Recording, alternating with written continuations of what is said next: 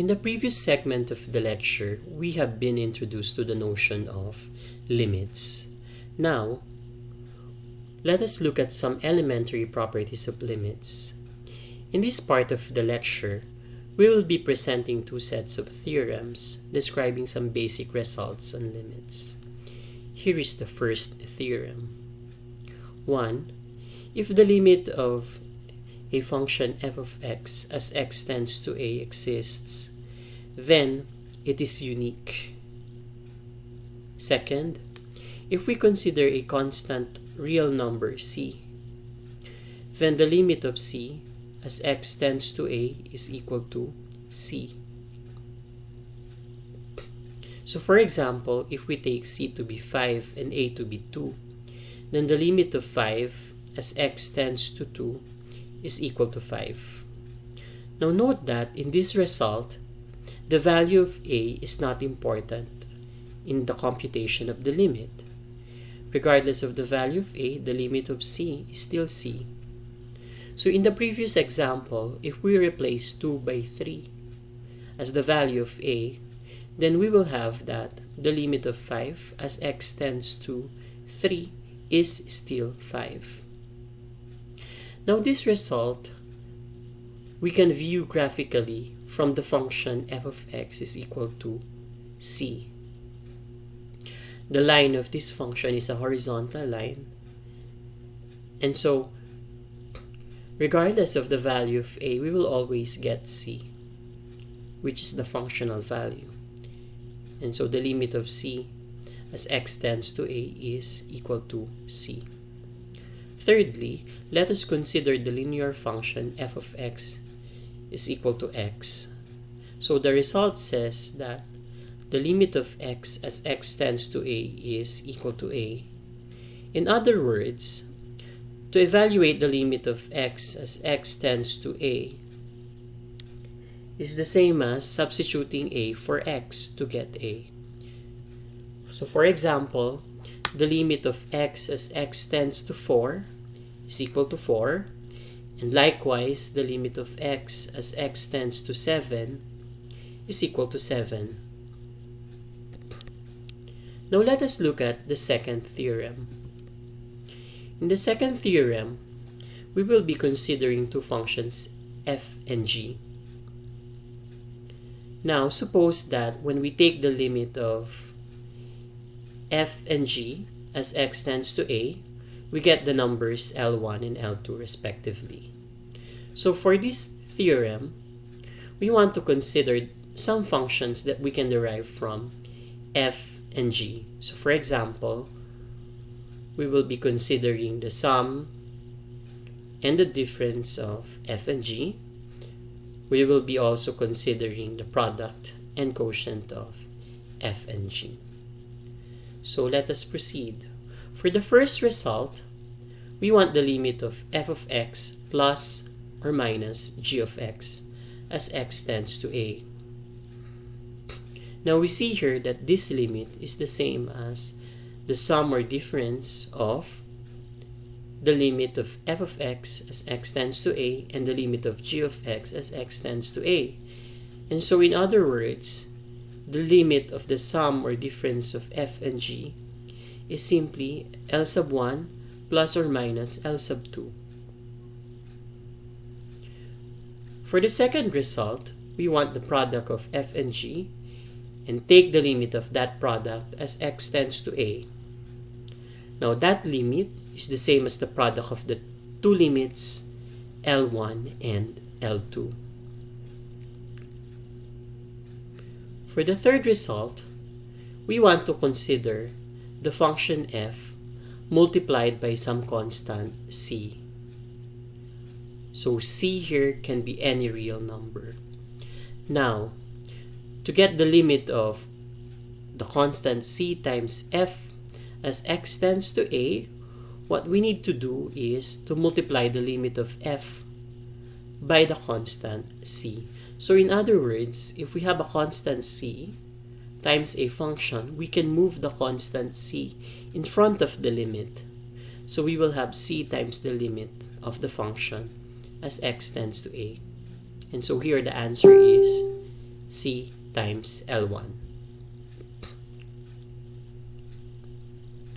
For the next result, we will be considering the quotient f divided by g. So the limit of this function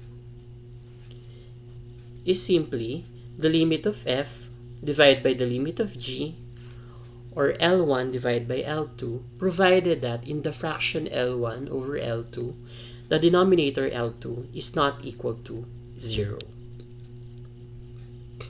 And finally, let us take the limit of the nth power of f of x. Now, this limit is equal to the nth power of the limit of f of x as x tends to a. Note that here, we simply move the limit sign inside the parentheses.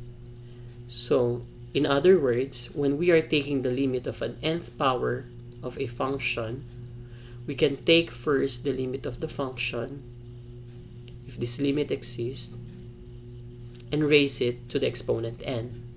And so in this particular case, the limit is equal to L sub 1 raised to the nth power.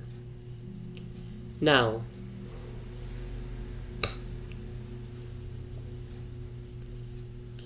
this result and the previous results, we will apply to some examples. So first, let us look at this polynomial. So we have the polynomial 2x squared plus 3x minus 4, and we want to take the limit of this polynomial as x tends to minus 1. Now the polynomial 2x squared plus 3x minus 4 can be viewed as a sum of three polynomials, 2x squared, 3x, and 4. Now individually, the limit of 2x squared and the limit of 3x and the limit of 4, they all exist. And so, the limit of the polynomial 2x squared plus 3x minus 4 can be split into the sum of the limits of 2x squared and 3x and 4. Now, for the limit of 2x squared, note that 2 can be viewed as a constant multiplier of the function x squared. So this constant 2 here, we can move in front of the limit, and so we will have 2 times the limit of x squared. Likewise, for 3x, the constant 3 can be moved in front of the limit sign, and so we will have 3 times the limit of x as x tends to negative 1. Now, the limit of x squared as x tends to negative 1 can be viewed as the limit of x as x tends to negative 1 raised to the second power. Now remember, the limit of x as x tends to the constant a is simply a. In this particular case, our a is negative 1, and so this part of the computation is simply negative 1. And so finally, we have 2 times negative 1 raised to the second power plus 3 times negative 1 minus the limit of the constant 4 is 4. And so we have 2 times negative 1 squared plus 3 times negative 1 minus 4. And this will give us negative 5. Now in general, if our function f is polynomial, then the limit of the function as x tends to a is simply the polynomial function f evaluated at a.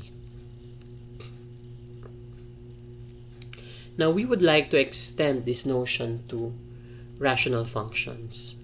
So let us consider this rational function here, which is a quotient of two polynomials. So the numerator is 4x cubed plus 3x squared minus x plus 1, and the denominator is x squared plus 2. We want to take the limit of this quotient as x tends to negative 2. Now note that we can rewrite this limit as a quotient of limits provided that the limit of the numerator and the limit of the denominator exist, And additionally, the limit of the denominator is not equal to 0. Now, since the numerator is a polynomial, taking the limit of a polynomial, we just need to substitute the constant a. So in this particular case, we just need to substitute negative 2 to 4x cubed plus 3x squared minus x plus 1. Right? And so we get 4 times negative 8 plus 3 times 4 minus negative 2 plus 1. And that will give us negative 17. Now for the denominator, we have x squared plus 2. Now, x squared plus 2 is also a polynomial, and so we just need to substitute negative 2. So when we plug in negative 2, we get negative 2 squared, which is 4, plus 2. And so we get 6 for the denominator.